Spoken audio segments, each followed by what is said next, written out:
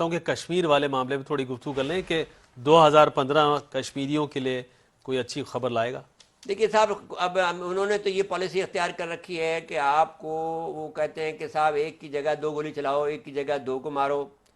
اور انہوں نے آپ گورنر راج نافذ کر دیا ہے کشمیر کے اندر، کیونکہ وہاں پر جو ان کو خطرہ بڑھ گیا ہے، ان کو یہ اندازہ ہے یا ان کو معلوم ہے کہ پاکستان کے جن بچوں کو جو شہید کیا گیا اس میں انڈیا کا ہاتھ ہے۔ ہمارے یہاں سے یہ آواز بہت معمولی طور پہ اٹھی ہے۔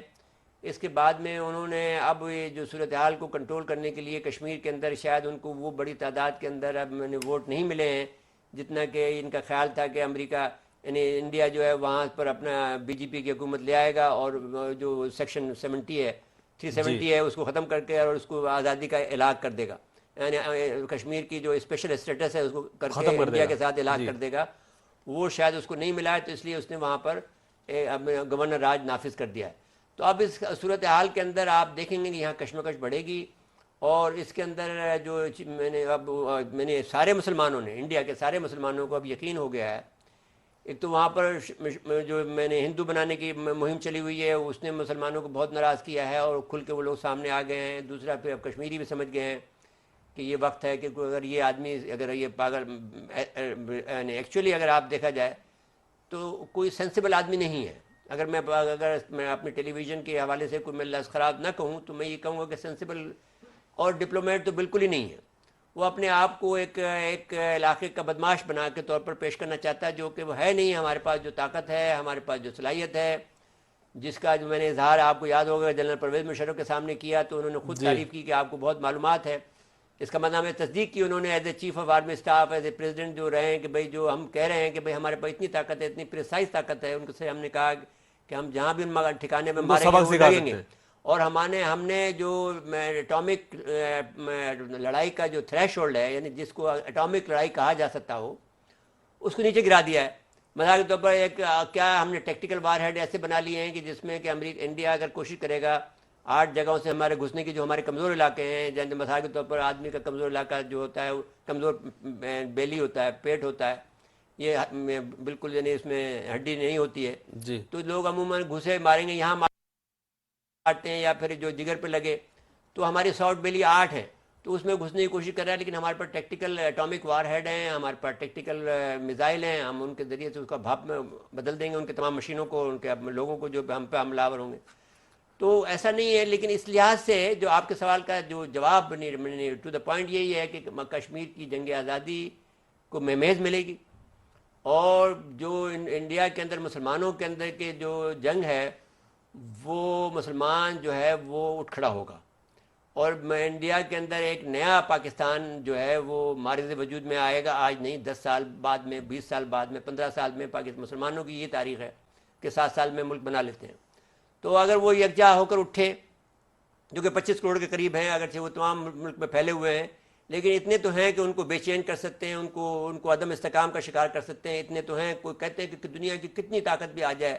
امریکہ پیچھے کھڑا ہو، روس پیچھے کھڑا ہو، لیکن جو 25 کروڑ مسلمانوں کی آبادی ہے وہ اس پوزیشن میں ہے کہ انڈیا کو بالکل یعنی عدم استحکام کا شکار کر دے۔ کوئی طاقت ان کو عدم استحکام کرنے سے نہیں روک سکتی ہے، اس لیے کہ مسلمان خود جو ہے وہ کبھی نہ تو کسی سے ڈرتا ہے، اور ڈرتا ہے تو صرف اللہ سے ڈرتا ہے، اور اس کو 2 باتوں پہ یقین ہے کہ اللہ سے ڈر،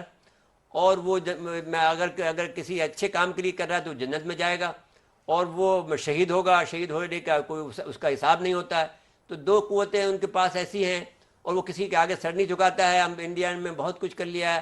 اب جب وہ بلی کو بھی آپ نے، میں نے کہا تھا، یہ مثال پہلے بھی دی تھی، ہر ایک آدمی دیتا ہے کہ اگر کونے سے لگاؤ گے تو وہ آپ پر حملہ آور ہوگی، آپ کو زخمی کرے گی۔ چینی رہنما نے کہا تھا کہ چینی رہنما نے نہیں، چینی رہنما نے تو یہ کہا کہ انڈیا کو جب چاہے ہم 6 ملکوں میں تقسیم کر دیں گے۔ وہ بلی والی جو بات کر رہے تھے نا، وہ انہوں نے کہا تھا بلی کو راستہ ہمیشہ ایک راستہ کھلا چھوڑیں آپ۔ جو کچھ بھی کہا ہو تو ایک ضرب المثل ہے، ساری دنیا کہتی ہے، لیکن آپ یہ تو اس وقت تو ان مسلمانوں کو آپ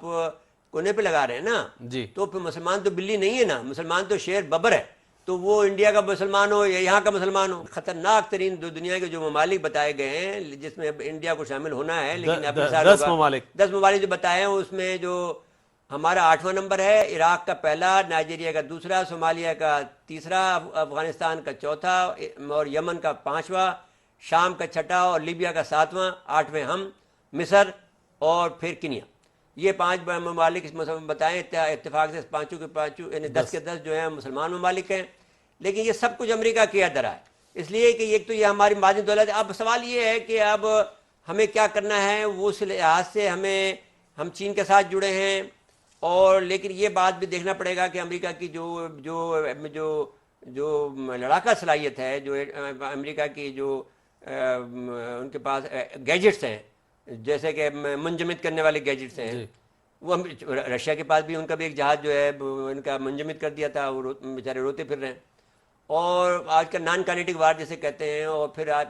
جو ابدوزیں ہیں، ہمارے پاس بہت اچھی ابدوزیں ہیں، انڈیا کے لیے ہم کافی ہیں، ہمارے پاس یعنی ہمارے یہاں پر اس وقت مشقیں بھی ہونے جا رہی ہیں۔ تو ہم اس وقت یعنی امن ایک کانفرنس کر رہے ہیں پاکستان بحریہ، تو اس کے اوپر ایک کافی ہم بحری طور پر مضبوط ہیں، ہمارے پاس وہ گیجٹ نہیں ہے جو کہ ہم اس کے متحمل بھی نہیں ہو سکتے، جیسا کہ ان کے پاس ایک متروک قسم کے 2 یعنی طیارہ بردار جہاز ہیں جن کو روز خراب ہوتے ہیں، روز بنتے ہیں، اس لیے کہ رشیا نے ان کو دے رکھے ہیں، لیکن ہمیں اس کی ضرورت نہیں ہے۔ ہم تو ان کو واچ بھی کر سکتے ہیں، لیکن ہمارے پاس جو بحری ابدوزیں ہیں وہ بہت شاندار ہیں، اور وہ یہ صلاحیت کے مالک ہیں کہ وہ دیکھ سکتے ہیں۔ اورین طیارے ہیں، اورین طیارے کے علاوہ جو چین کے ساتھ مل کر ہم نے جہاز بنایا ہے بحری جہاز، وہ بھی ہمارا کافی ہے۔ ایشیا کے اندر وہ جو ہے انڈیا جو ہے ایک بلو واٹر نیوی بننا جا رہا ہے، لیکن ہمیں بلو واٹر نیوی ہمیں بھی بننا پڑے گا، اس لیے کہ اور ساتھ ساتھ میں ہماری اہمیت بھی بڑھتی جا رہی ہے، اس لیے کہ ہم ایک امن دوست تجارت دوست ملک ہیں، اور اس راستے میں روس چاہتا ہے کہ ہم ان کے جہازوں کی آمد رفت ہو، تو ہم ان کو موقع دے رہے ہیں۔ ان کا آپ کو یاد ہوگا کہ ان کا وہ جو ایڈمرل صاحب تھے بحریہ کے، وہ یہاں تشریف لائے تھے اس زمانے میں جب دھرنا ہو رہا تھا، جب کوئی نہیں آ رہا تھا، وہ کم سے کم آئے تھے۔ تو پاکستان کی اہمیت بڑھتی جا رہی ہے، اور پاکستان کو اپنی اس اہمیت کو استعمال کرنا چاہیے۔ اور ایک اور اہم بات جو میں کہنا چاہتا ہوں، بہت سے لوگوں کو بری لگے گی، لیکن میں یہ کہتا ہوں کہ بری نہیں لگنی چاہیے، کہ ایسے میں سوال یہ کرتا ہوں، یہاں پہ چھوڑتا ہوں، ایسا کیوں ہے کہ جب سے عراق جنگ ہوئی ہے، جب سے یہاں پر یا آپ پر میں نے کلنگ شروع ہو گئی ہے شیعہ ڈاکٹروں کی، انجینئروں کی، جو ہمارے بہت طاقتور لوگ ہیں، تو میں نے ہماری سرمایہ ہے، کیوں ہوا ایسا ہوا؟ اس لیے ہوا ہے کہ وہ چاہتے ہیں کہ پاکستان اور ایران آپس میں نہ ملے۔ پاکستان ایران مل جاتے ہیں تو بھائی کہیں دور جانے کی ضرورت نہیں ہے، پائپ کے ذریعے سے گیس بھی آ جائے گی، پائپ کے ذریعے سے تیل بھی آ جائے گا، اور یہاں سے آپ کے پاس اناج چلا جائے گا، یہ دونوں ملک آزاد ہو جائیں گے، ہم بہت بڑی طاقت بن جائیں گے۔ اب اس خطرے کے اندر وہ ان کو کہہ رہے ہیں کہ آپ ایٹمی طاقت بنو، ان کو ہوا بھی دے رہے ہیں، ان کو روک بھی رہے ہیں، ان کو مار بھی رہے ہیں، ان کو تکلیف بھی دے رہے ہیں۔ وہ 1989 جو ہے 1979 ان کو بھولتا نہیں ہے، اس کا بدلہ لے رہے ہیں۔ تو ایرانی بیچارے کوشش یہ کر رہے ہیں کہ وہ اس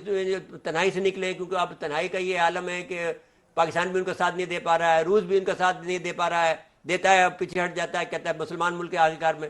تو یہ صورتحال ایسی ہے جس کی وجہ سے